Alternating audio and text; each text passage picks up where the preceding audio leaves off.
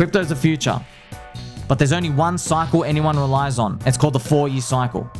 And we know now it's the only cycle anyone relies on, so there's a very high chance that doesn't play out.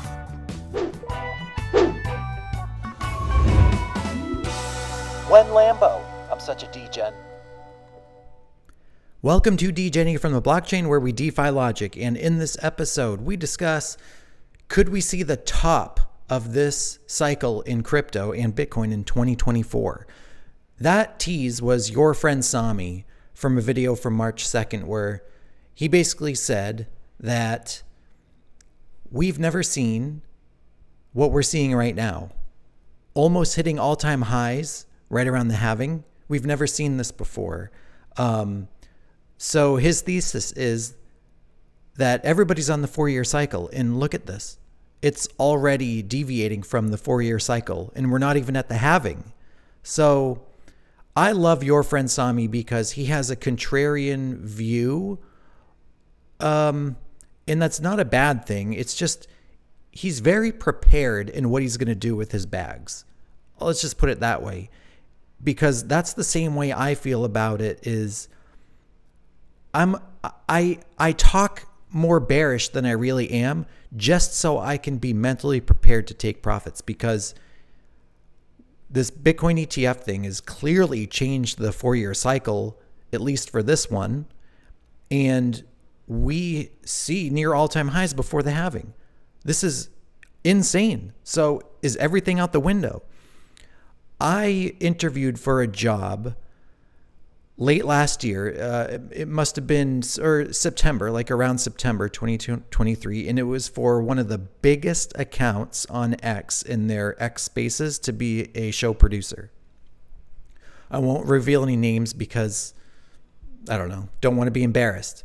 Because this is what I said in my interview to a highly followed and in the know reporter in the crypto and political, maybe controversial space, basically. And I think I was asked, where are we going to see Bitcoin go, or something like that. And I said, well, I'm looking for all-time highs, sometime late 2025. He was kind of taken aback, and he's like, really? And of course, I gave my reasons about the 4-year cycle and seeing the top of Bitcoin in November, October, that's where we usually see it. And, mention how there's double peaks in this, and we'll probably see a big run up in the spring of 2025 again. And this was around the time where we really started to hear about the spot Bitcoin ETFs that could be passed and what that could do to change crypto and the whole thesis and outcome of Bitcoin in the near future. And, I was thinking, yeah, it's going to be super bullish and everything. And I think I even said this. We're going to have a lot of people coming in, a lot of money coming in. But until we see something deviate from the 4-year cycle, I can't go off of anything else than what I've seen because, I just haven't been in the market that long. This is my first full 4-year cycle, being in 2021, January, when I got in. So I was explaining to him that I don't know anything else than what I've seen. And we always hear people say it's going to be different this time. It's going to be different this time. And it appears that it actually is. It's amazing. We've seen Plan B's stock to flow model fail. We've seen things happen in crypto just in the past year or two that you just never saw coming. So why can the 4-year cycles stop at some point too? And you would think spot Bitcoin ETFs is a huge catalyst to kill the 4-year cycle theory. And another great thing from that video from your friend Sami, I highly recommend watching him. Not financial advice, but he said that he could create a case for like an $80,000 Bitcoin top in a 6-year super cycle dating back to, I guess, 2018. And part of that theory is spot Bitcoin ETFs and Ethereum ETFs. And the top is going to be 80K, or at least under 100,000. And that's true. You can spin any of these narratives the way that fits your narrative. right? And you can provide evidence on it and in data and history. So when in my interview, when I was talking about the 4-year cycle, I was just going off of like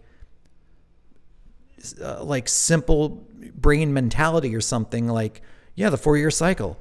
I was wrecked in 2021 because I was buying the tops and I saw all these pumps, and then I got wrecked, and I see that the high that year was in November, and the high in previous cycle was around October or December, and same as before with, you know, maybe a double peak in the spring. So I'm thinking, yeah, I'm going to see the same thing, not really realizing that we don't know anything. I mean, I don't know anything. So that's why my strategy is about where I'm comfortable taking profit around, like at the time frames. Again, we could go to all-time highs in Bitcoin, and you're guaranteed to sell the top or be in profit if you buy Bitcoin and it goes to an all-time high. Every single person will be in profit except the person buying that top.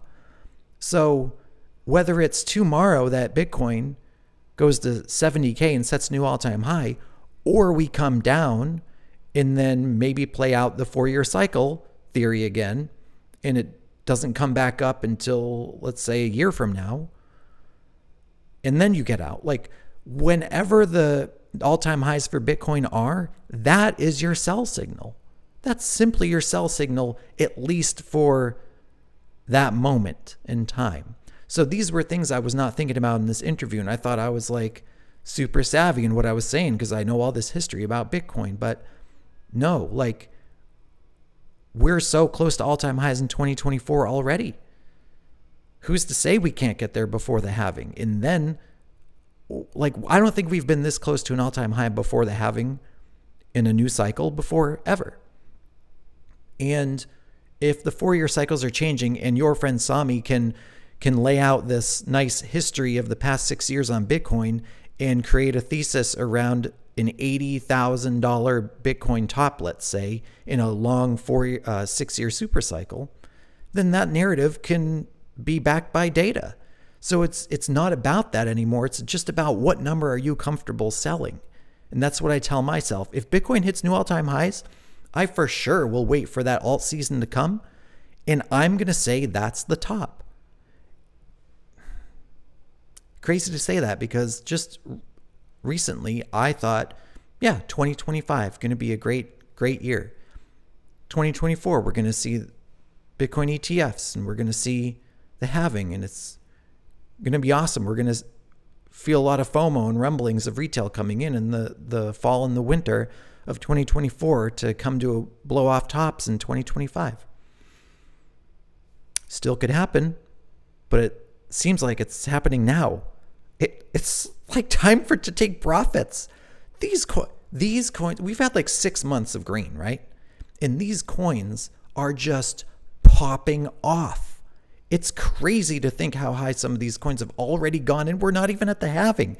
Seems super bullish because you think there's going to be so much gains after the halving too, which it could.